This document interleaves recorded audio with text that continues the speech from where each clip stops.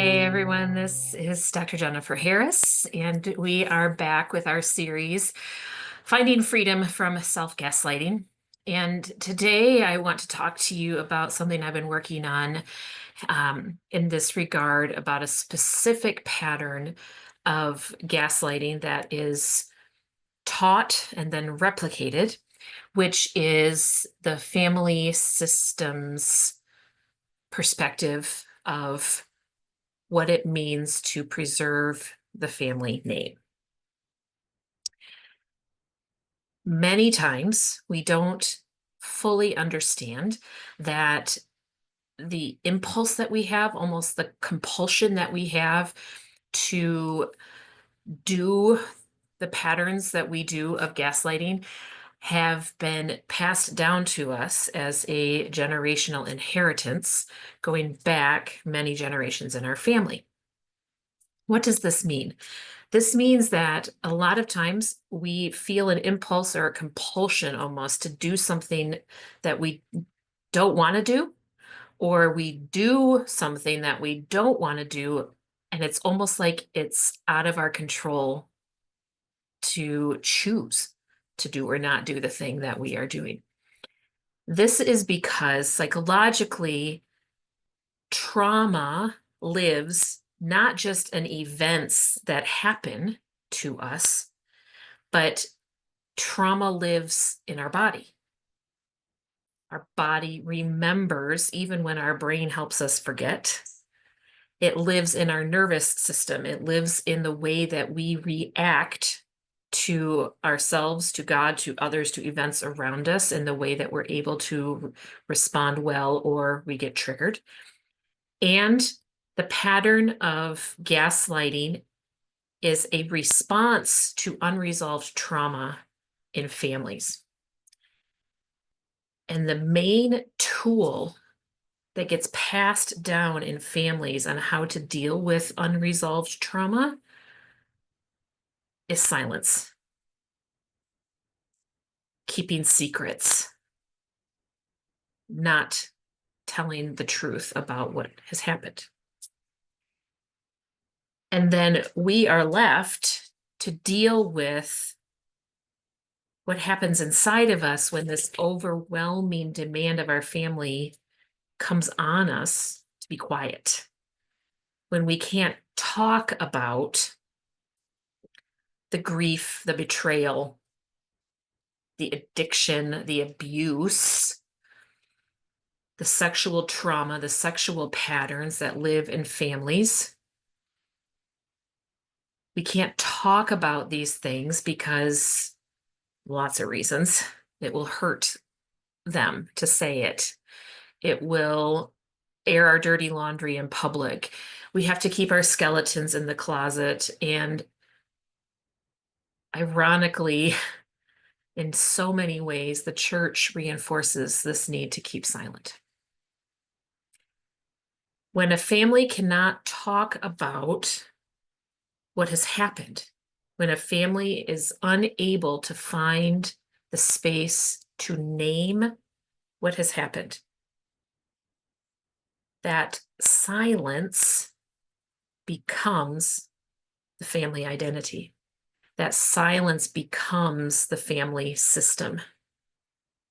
Every family has rules that it operates by. Every family is governed by a thermostat where the settings are here. This is the parameters of how much conflict we can handle. And then there are built-in regulating, usually unspoken rules that get you back in line if you transgress out of those boundaries. If your conflict or your feelings or your naming of truth transgresses the 72-degree, 68-degree low, that 4-degree margin of error that we set our thermostats to, then the family system, the thermostat, kicks on to regulate and shames us back into silence. Whoever sets those rules, sometimes there is one clear person in the family that holds the power, and they themselves are not the person that originally created it. It goes back generations. The problem is that silence is based on keeping secrets. And keeping secrets is never a neutral proposition for a family. Keeping secrets creates confusion and distortion and gaslighting and shaming and patterns of increasing levels of deception and lying to maintain. Secrets are not neutral. The skeletons in the closet never stay in the closet. And to believe that we are keeping the family intact by keeping the family secrets, we are lying to ourselves. We're gaslighting ourselves by believing that. If we believe that not speaking the truth of what our family system is made up of, the places where addiction and adultery and aggression and anger and abuse live, if we are not able to name those places within our family system, it costs us. At the very minimum, we live in a state of dysregulation because we are always on edge between keeping the secret and people finding out. That in and of itself, especially for children, is a really, really, really difficult place for us to live. Not just psychologically, but physically in our body to regulate that distortion. Spiritually, it keeps us completely disconnected from being able to give or receive with God. And within our own self, it causes us to turn off the parts of us that tell us the truth. We have to turn off our feelings, our experience, our intuition, our gut instincts, all of the things that help keep us safe in the world. We have to turn them off. So we learn as a child, keep these secrets. And then as adults, we grow to become very, very, very anxious, very dysregulated, very low in the capacity to handle the stress that life throws at us. Not to mention the challenges that that creates in relationships. What is unnamed in one generation becomes embedded in the next. And that generational baggage does not tend to decrease over time. We tend to bring other friends to the party to help cope because what we are passed on is not only this way of keeping silence, but we are also passed on the unresolved trauma from previous generations. And so it's a heavier burden with every generation to bear. So what might have been 4 generations ago, silence and grief and sadness kept to oneself. And the next generation adds deepening addiction to cover up their pain and the previous generation's pain. The next generation might carry on that addiction and might flip the script and become counter that with anger and coldness and rigidity and legalism. And then the next generation takes on all of those traits and adds their own, and on and on and on we go. So that usually every 4 or 5 generations, somebody breaks the pattern in a way by either developing some very destructive coping mechanism that blows up the family, some mental health diagnosis that allows the family to scapegoat that person as the problem, or every once in a while someone comes along in the family that's willing to engage and tell the truth. That's more rare. Of those options, whatever one happens, it's sort of like it opens that little thing on the pressure cooker on the stove and lets the system kind of come down a little bit, and we start the process over. But unless we have the person that's willing to stand in and start to resolve the issues, it doesn't fix anything. It just takes the pressure down a bit. So what is unnamed in one generation becomes embedded in the next, and yet each generation passes along its suitcase so by the time you get 4 or 5 generations down, you've got your own suitcase plus an entire matched set of other people's luggage. The question is, why do we keep these secrets? Why does it feel so important to the rule makers of our family system to keep silence, to keep the status quo? Why does that feel as such a imperative to protect the family over and above the people in it?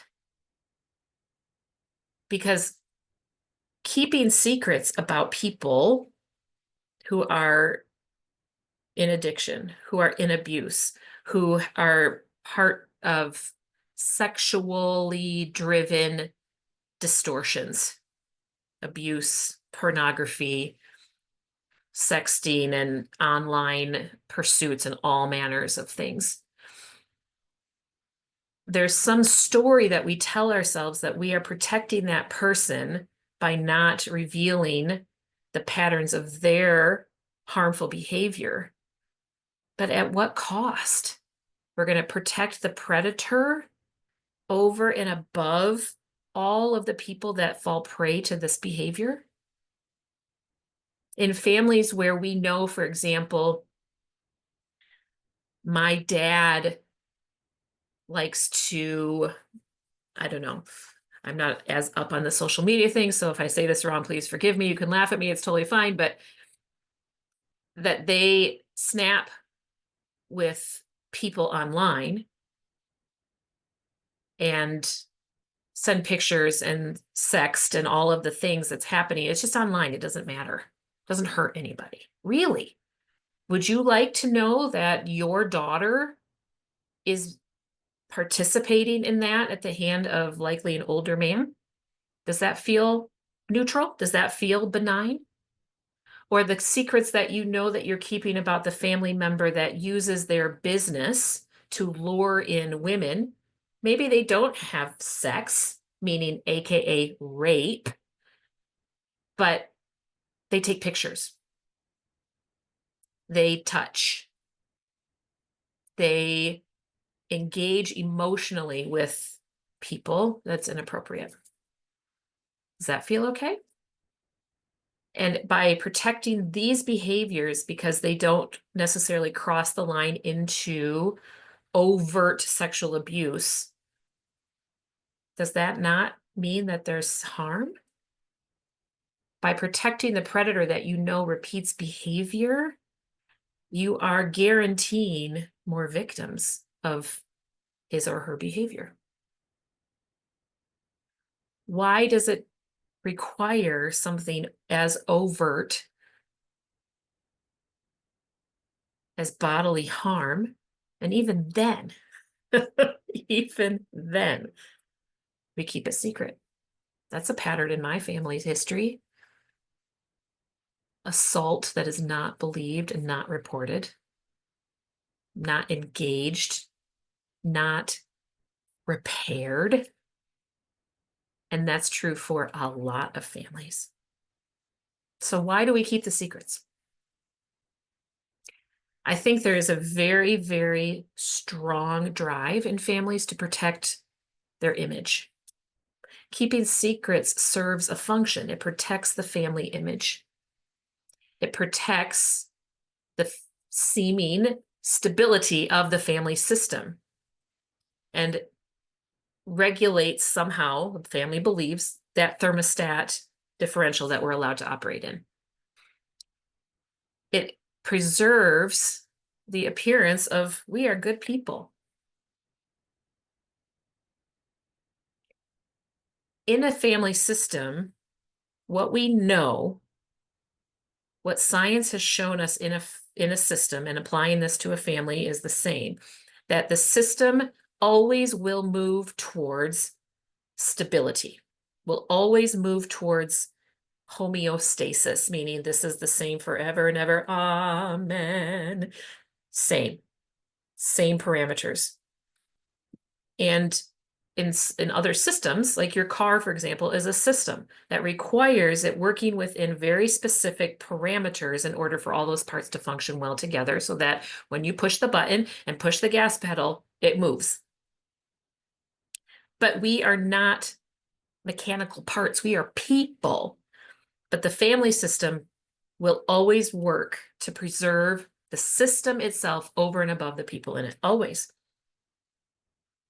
Which means even if what we are stabilizing, even if what we are keeping in status quo is toxic, it's traumatic, it's harmful, it's abusive, it is teaching each generation a distorted, malformed version of what relationship requires, and guarantees that the next generation will also have to participate in this same cycle. Even though what we're stabilizing is toxic, the family system will always work to maintain the status quo. Thus, silence is rewarded. Keeping in the parameters of the system is rewarded. But there's a cost. Because to keep silent about what has happened to me requires me to exile and squash and muzzle and even try to kill off the parts of me that tell me that is not okay.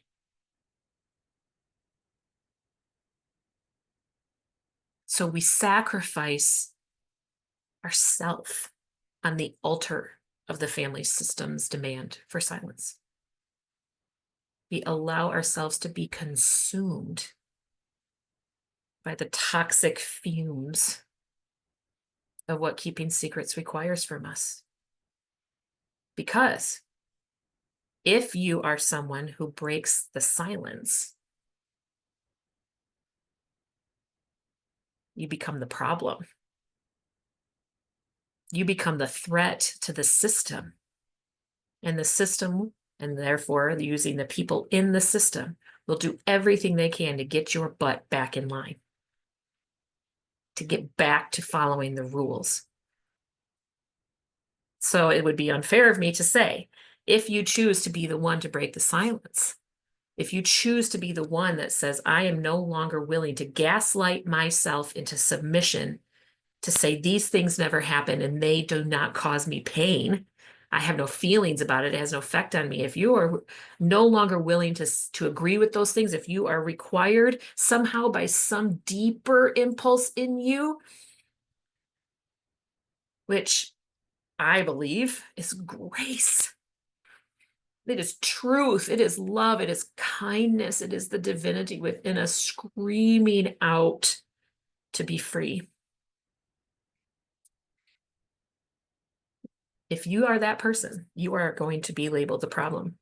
You will not be welcomed with open arms with a ticker tape parade in your family system. Be prepared for pushback and resistance and shaming and punishment and threat and all the ways in which you are bad and wrong. How do I know this? I am that person in my family. Silence is rewarded. The people who break the silence are labeled the problem. We don't talk about that. We don't air our dirty laundry in public. We don't, because it feels like our survival depends on it.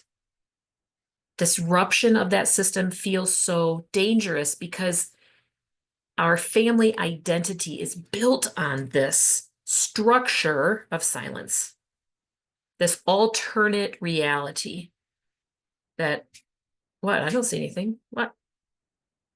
These are not the droids you're looking for. Compliance is rewarded. Disruption is demonized. What are we to do? We're caught in the proverbial rock and hard place.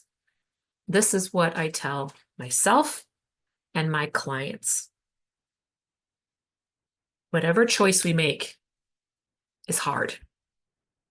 Whatever choice we make is hard. It is hard to live in a family system where your silence is demanded as a means of being accepted in the system. That is hard.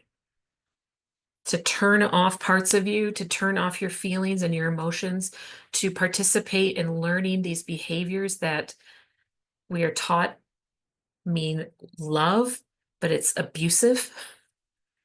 To participate in that is hard. You will be exhausted, you will be anxious, you will be hypervigilant, you will be never at rest. That is hard.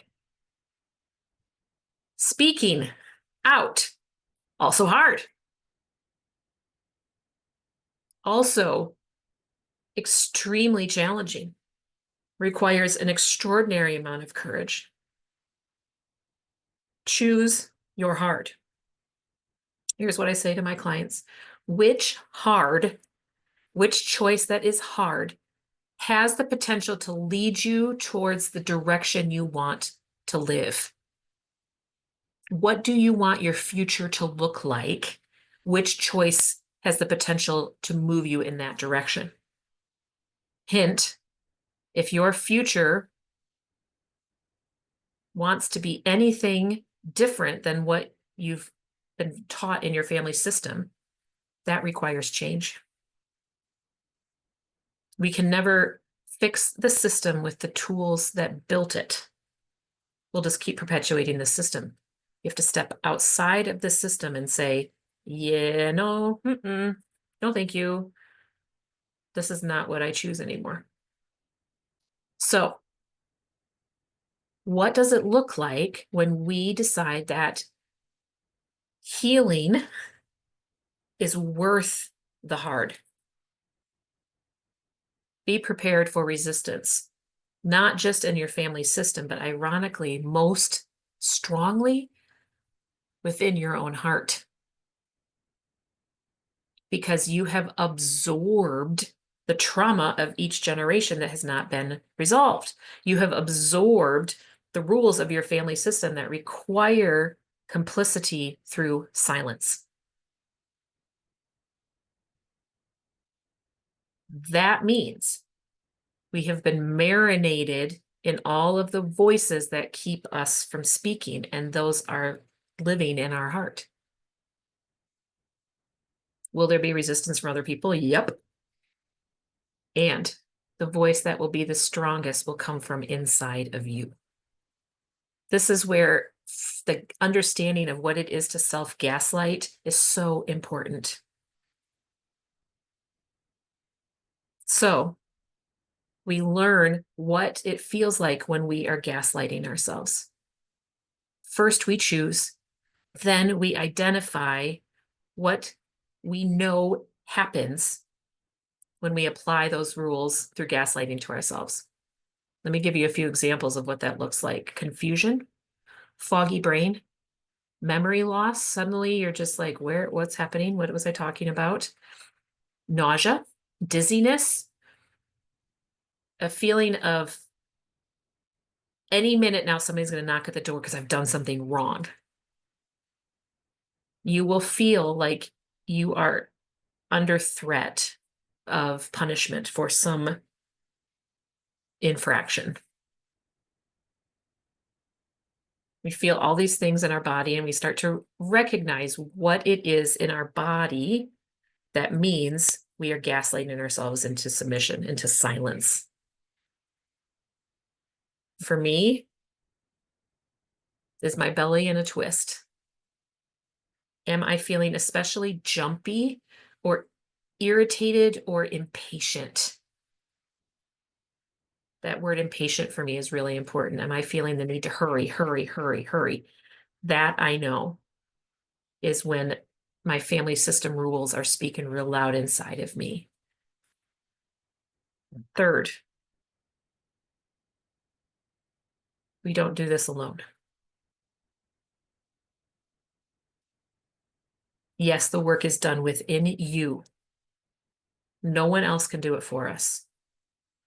But healing is also relational. And if you don't have a trusted person in your world that can be with you to kind of bounce off of, reflect back to you, this is what I'm thinking and feeling. What do you see that can name? You feel like you just went to a foggy place. Did you just dissociate? It feels like you are talking really fast right now and your face is super red. Are you triggered? It feels like right now I am experiencing you in a way that's really unkind to yourself. Do you have people in your world that can do that? And if not, call a counselor, call a therapist, call me. It is extraordinarily difficult to choose the path that is change. And there is no reason why we have to gaslight ourselves into believing we do it alone. We were harmed in community. We will be healed in community.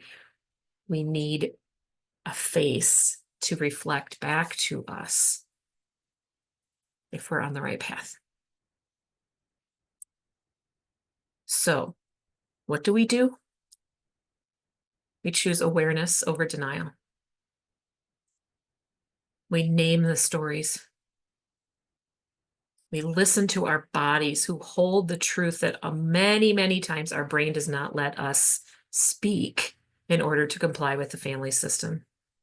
We disrupt the silence with compassion, both for the people in the system and most importantly for ourselves. And here's the thing I want to leave you with most is that you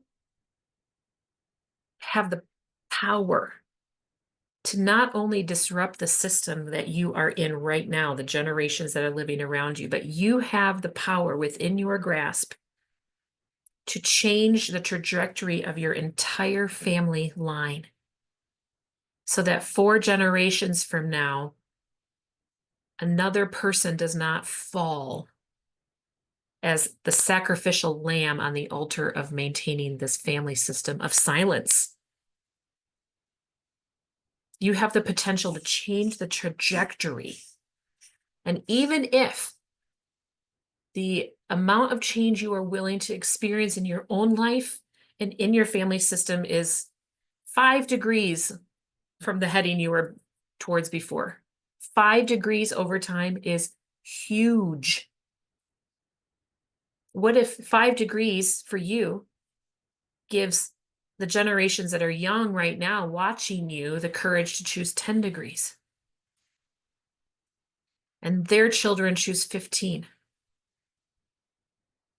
You are not just the wound.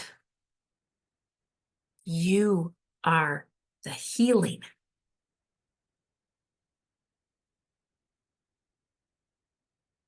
Gaslighting ourselves serves the system. And it is the system that will always choose its own survival over and above the people in it. Is it time for you to say, I know this is what happened. I know this is what is happening. It is time to stop lying. It is time to stop pretending that secrets are anything but neutral. Are you ready to make that choice? Great. Reach out to someone. Quick, while you've got the courage, before you gaslight yourself into submission. And if you would like some support on that road, call me. I have walked it. I am walking it. I am familiar with the stories of gaslighting that try to knock me back off of this road and back into the system. To which I can say, I understand why that feels safe for you. It is not safe for me, and I will not join you in that reality. You can be the change with one step. Choose to be the healing. Choose to not remain the wound. So I'll see you all next time. Bye-bye.